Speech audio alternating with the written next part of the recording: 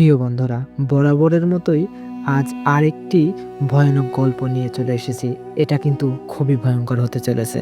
গা শিউরে দেওয়ার মতো গল্প। চলুন শোনা যাক। রাত তখন ঠিক ১২টা। আকাশে পূর্ণিমার চাঁদ। চারদিকে থমথমে নীরবতা। শীতলপুর গ্রামের শেষ প্রান্তে শতবর্ষী পুরনো শ্মশান।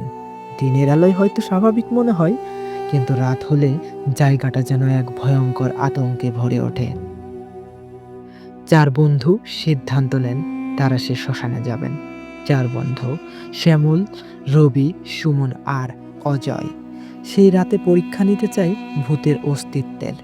গ্রামের প্রচলিত কাহিনী অনুযায়ী বহু বছর আগে এক সাধক এখানে তন্ত্র সাধনা করতেন।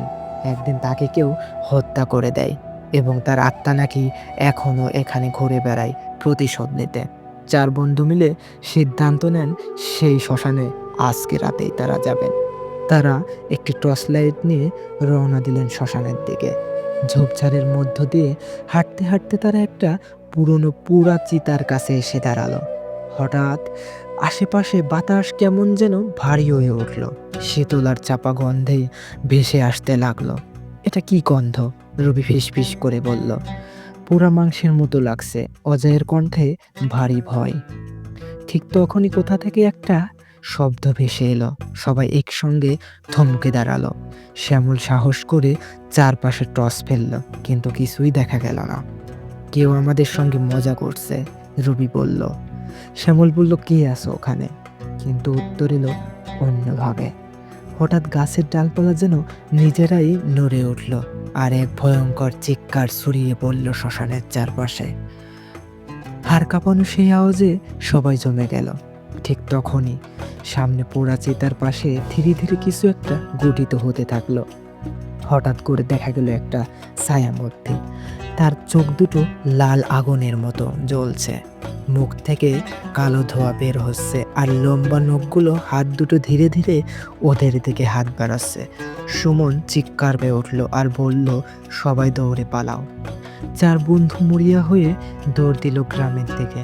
কিন্তু আশ্চর্যের ব্যাপার, তাদের পা যেন ভারী হয়ে গেছে। মনে হচ্ছে কিছু একটা তাদের আটকে রাখার চেষ্টা করছে। পিছন থেকে সেই কর্কশ করুণ কান্নার আওয়াজ ক্রমশই বাড়ছে। অবশেষে শ্যামল সবার আগে গ্রামের সীমানা পার করলো। তারপর একে একে সবাই ঢুকে গেল। কিন্তু ঠিক তখনই ভয়াবহ ব্যাপারটা ঘটল। সুমন চারজনের মধ্যে শেষজন ছিল। সে যখন সীমানা পার হওয়ার চেষ্টা করলো, তখনই এক কালো হাত তার পা চেপে ধরল। কি বিকট এক চিৎকার করে উঠল, আর সবাই দেখলো তার শরীর আস্তে আস্তে শূন্য উঠে যাচ্ছে। বাঁচাও বাঁচাও করে সুমন চিৎকার করতে থাকলো।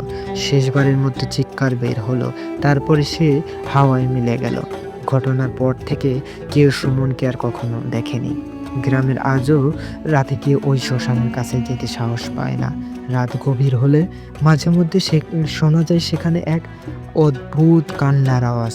কেউ যেন সাহায্য চাইছে আর বলছে, বাঁচাও বাঁচাও।